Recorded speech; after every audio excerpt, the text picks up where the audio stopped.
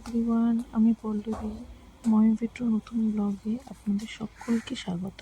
আজকে রাস্তার ছাদে আসবেন খেলতে।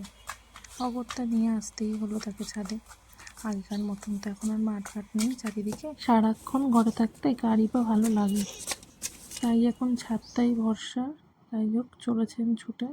শুধু যে নিজে ছুটছেন তা তো না, তার সাথে সাথে আমাকেও ছোটাচ্ছেন।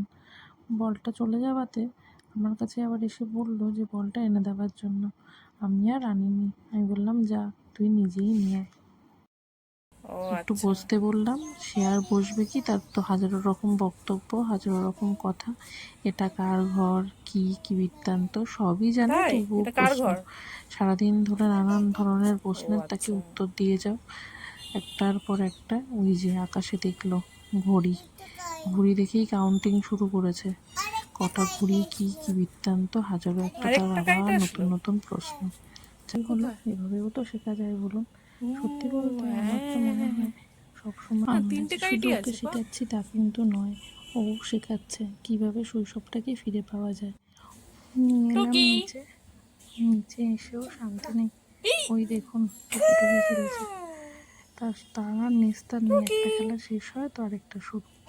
এইভাবে দিয়ে আমি আমার কাজ করব, কিন্তু শান্তি কই।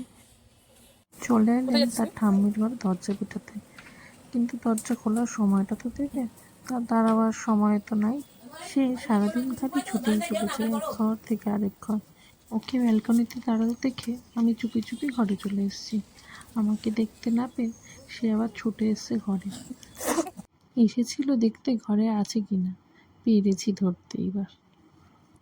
এবার একটু ফ্রেশ করিয়ে নিয়ে ব্যাস দিলাম চক আর স্লেটটা, একটু আঁকিবুকি কাটুক, ততক্ষণে আমি আমার কাজটা একটু সামলে নিই।